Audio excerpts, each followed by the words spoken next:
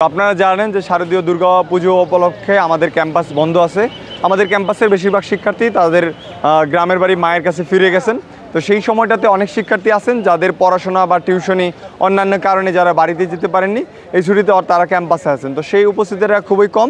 তবে সকালে আমরা বিভিন্ন হলের ক্যান্টিনে এবং বিভিন্ন খাবারের দোকানে, শাটলে বিভিন্ন জায়গায় তাদেরকে একসাথে পাচ্ছি এবং তাদের সাথে আমরা কথা বলার চেষ্টা করছি। আজকের সারাদিনের প্রচার প্রচারণায় আমি অনাবাসিক শিক্ষার্থী যারা আমাদের বিভিন্ন কটেজে, মেসে, বাসা বাড়িতে থাকে তাদের সাথে কথা বলার চেষ্টা করছি, তাদের সাথে দেখা করার চেষ্টা করছি।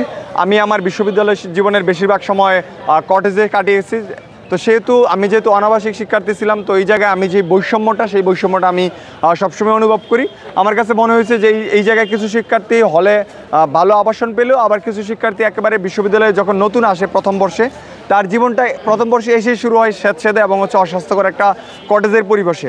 তো দেশের বিভিন্ন প্রান্ত থেকে তারা যখন এই জায়গায় পড়াশোনার উদ্দেশ্যে আসে, তাদের যে মনোজাগতিক অবস্থা এবং তাদের যে শারীরিক মানসিক বিকাশের জন্য সুন্দর একটা পরিবেশ দরকার, সেই পরিবেশগুলো কটেজে থাকে না।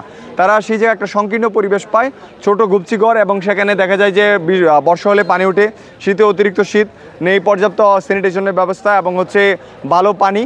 তো সেই জায়গাগুলোতে আমরা অনুভব করি, যেহেতু সেই জীবনটা আমি কাটিয়ে এসেছি এবং আমি নিজেও একটা বিশ্ববিদ্যালয়ের শিক্ষার্থী।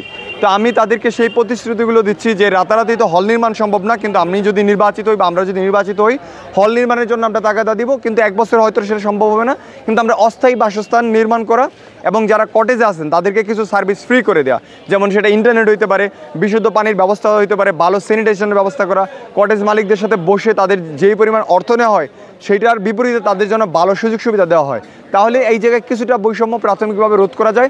এবং আমরা চাই যে পর্যায়ক্রমে ছাত্র সংসদ যদি প্রতি বছর ফাংশন করে, তাদের মাধ্যমে আগামী কয়েক বছরের ভিতরে যেন আমাদের ভালো ভালো কয়েকটা হল নির্মাণ হয় এবং পরবর্তী যারা এই বিশ্ববিদ্যালয়ে আসবে তারা যেন বিশ্ববিদ্যালয় জীবনের শুরু এই সাথে কটেজের জীবন শুরু না করে। আর খাবারের কথা বলতে, বেশিরভাগ কটেজেই রান্না হয় না, খাবারের ব্যবস্থা নেই।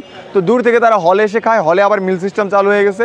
তো সবচেয়ে বড় অবস্থা হচ্ছে সেই জায়গায় খাবারের অবস্থা, বিশুদ্ধ পানির অবস্থা, স্যানিটাইজেশন, ভালো ইন্টারনেট, এবং কটেজগুলোতে সেইভাবে বিদ্যুৎ থাকে না, পল্লী বিদ্যুতের লাইন।